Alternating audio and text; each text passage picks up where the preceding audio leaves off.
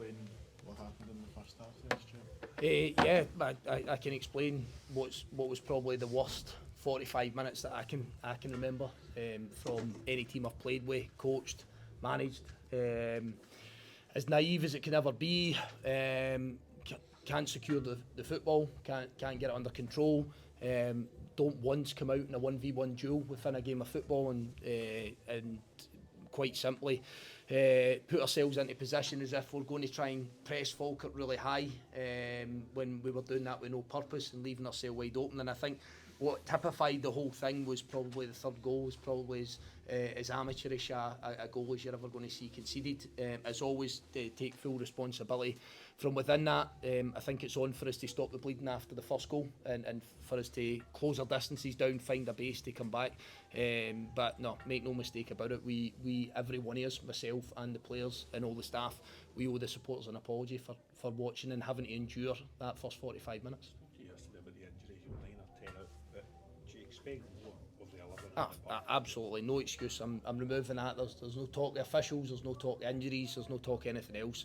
I always believe in football, sometimes you've got to hold your hands up and be man about it. We play in the men's game, you've got to be man about it, and accept your responsibility. Show a reaction to defeats, previous defeats and naiveties, but show a reaction to something that goes against you today. And for me, we can start to talk about we were better in the second half and we create some chances and all the rest of it. It doesn't mean anything. You're 3-0 down in a game of football. There was a reaction in the second half. Is it one of them, the first half was so bad that they're actually shocked and dismayed by how bad they were? How much worse can it get at that point is my question, and that's something I've said to the players. I don't say anything different to you guys here.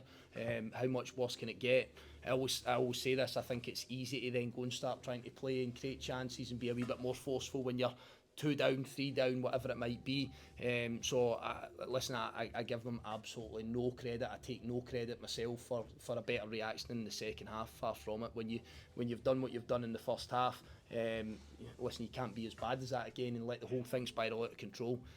However, it's for me, you find out about characters, personalities, game knowledge, professionalism when it's 0-0 and we don't know what way the game's going to go. You find that out when you're 1-0 down, but when it gets to 3, it's dead easy to come on and go and show a little bit more. So you're as blunt as honest as you've been. I mean, when you went to the dressing room at half time, you was brutally honest with them. I mean, how have you got to? I don't know any other way, to be honest with you. You've got to couch it with a wee bit. Do you know what I mean? No. Is that what I'm saying? As you talk about that's the worst that you've had? Is that the worst half-time dressing down that you've had to give? No, because I think in a funny kind of way, I think Wednesday was a little bit worse. But again, that's all for show. All that bit for show. Managers stripping the paint off the wall, shouting ball and screaming. Yes, I can be prone to it. I can be guilty of it. But again, that's not for me to say that to try and impress anybody. I'm as angry about it as anybody else is. Again, you don't see that element from them during the week. I've not seen that in the first chunk of the season. But we've seen that naivety over the last 4 games. Absolutely no question about it whatsoever. You've got couple of really tough games and Hearts at home, we're flying, Rangers away with a new manager coming in, and then you play a big club like Aberdeen. I think we all acknowledge that we should have come out with that, with something, and that's no disrespect to Falkirk in any way, shape or form, but this is absolutely a game that we must compete in, that we must show so much more, and we didn't. And again, I strip it back to the simple elements of the game. Control the football, get it under control for a start. You give yourself a base. When you don't have the ball, can you turn it over? When there's a bouncing ball in Scottish football, which there's plenty, you need to come out with your fair share of those scraps and those duels, as we now want to call it.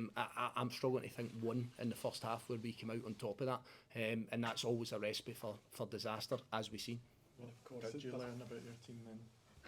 What did you learn about the team today then? What I've learned about the team over the last 4 games, myself and the staff, again, this isn't where I just shove this on to the players, is something's happened in there from being really confident, being really competitive, really hard to play against. Something's happened in there. We spoke about injuries. We got into an international break, fully confident, couple of clean sheets, and we now find ourselves in a position where something's changed in our heads and we have to take responsibility for that. My job's to try and find out what that is. I've been trying in the last week or two, but as I say, it's very much where you need your experienced players to really step up and understand what the shortcomings are. And again, I call the guys out there after the game. I asked for a little bit back, and it's just nodding heads because everybody agrees with what you're saying. So when we agree, that's fine. It's about the actions. Everybody can point out what the problem is. The challenge is always to solve it. You mentioned an apology to the fans. What would your message be to them after this afternoon? I'm a really simple guy. People spend their hard-earned cash. This is what I was taught for a really young age. Come from a real working-class background, and everything that I've been taught in this game of football is when people come to watch you, now they're spending lots of money. Now they're travelling a fair distance to come to games of football, trying to enjoy their weekend, trying to support their team. When you perform like that, you're more than letting people down. You know, it's not just a case of coming to a game of football. It's what you put into that. It's the finance that you put into that. And for me, it's completely unacceptable. First 45 minutes, and again, I go back to it. I include myself in that. That's not acceptable. That's not acceptable to perform like that. People can't come and spend their hard-earned cash and see us being so passive and not showing a good professionalism. As I say, that professionalism is to control a football. So if they don't see that, I've always felt, even as a player, that it's not acceptable. You have to do more. There's no question about that. And you don't even need to show you're a good player. You just need to come out on top of more of those contests that you have with your direct opponent. And then, just that said, how much of a task is it to build the players back up for such a difficult trip next Saturday? Well, I think we've always said that sometimes playing against Rangers and Celtic that takes care of themselves, because we all get ourselves up for that one, and you have a set game plan, and at times you're behind the ball and you're trying to stifle space. So I've always felt that those games are not easy to prepare for. Don't get me wrong when I'm saying that. It's just those ones are it's a fight that's not really yours, so sometimes you're that major underdog, so therefore sometimes what you do in the game is unexpected, and people see a little bit more in you. It's these games today, it's these ones today that I really start to feel that you can learn something from your players against their direct opponent, when you're asking them to go toe to toe and you're asking them to try and win the game away from home. And as I say, in the first 45 minutes, we never learn much or anything at all positive about ourselves. Well, guys, cheers. Cheers. Thank you.